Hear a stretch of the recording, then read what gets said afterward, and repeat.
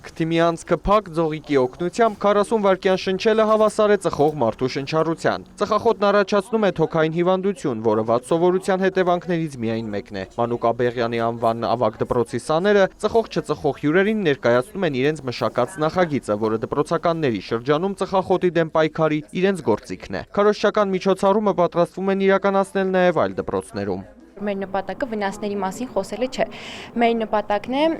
տալ միջոցներ դրանք կանխարգելելու եւ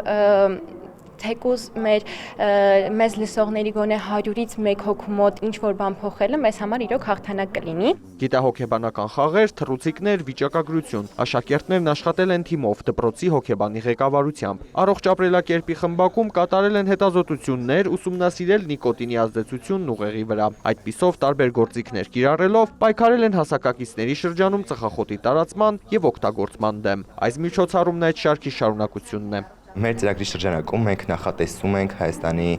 Հանրապետության մակարդակով միջոցառումներ կատարել մեր համալսարանի միջնորդությամբ,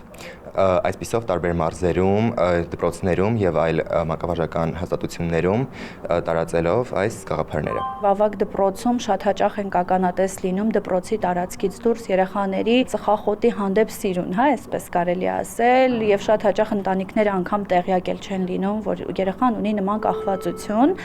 եւ մեր նպատակն է ամենաառաջինը, որ երեխաները շատ ավելի մոտիկից ճանաչեն այդ թշնամուն, այդ պատերազմում են իրենք անընդհատ վտանգավոր սովորությունների հետ եւ ուստի կարողանան հաղթել դրանք։ Նախագիծը դպրոցականները մշակել են մասնակցելու առողջապահական դրամաշնորհային ծրագրին, որն իրականացնում են Հիվանդությունների վերահսկման եւ կանխարգելման ազգային կենտրոնն ու ՄԱԿ-ի բնակչության հիմնադրամի հայաստանյան գրասենյակը։ Նպատակը երիտասարդներին ներգրավել կախվածությունների, վիճակագրության բարձր հիվանդությունների կանխարգելման աշխատանքներում։ Ճարտարապետության եւ շինարարության համալսարանի ավագ դպրոցականների ծխախոտի դեմ պայքարի նախագիծը շահել է դրամաշնորհը։ Տալիս ենք ազատություն ստեղծագործական մտածելակերպի կիրառման եւ ստեղծարար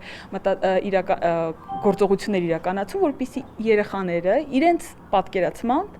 իրենց peer, իրենց ընկերներին հասկանալի եւ ընդունելու լեզվով խոսեն շատ կարեւոր խնդրից, որի մասին մենք առողջապահական մասնագետները, բուժաշխատողները կամ առողջապահության ոլորտի ներկայացուցիչները կարող է չհասկանանք կամ նույն ձև չկարողանանք փոխանցել ինֆորմացիան։ ՄԱԿ-ի բնակչության հիմնադրամը Հայաստանում երիտասարդական ծրագրերի շրջանակներում իրականացնում է առողջ ապրելակերպի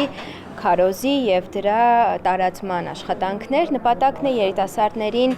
հմտություններ տալ ավելի առողջ իրենց կյանքը ապրել,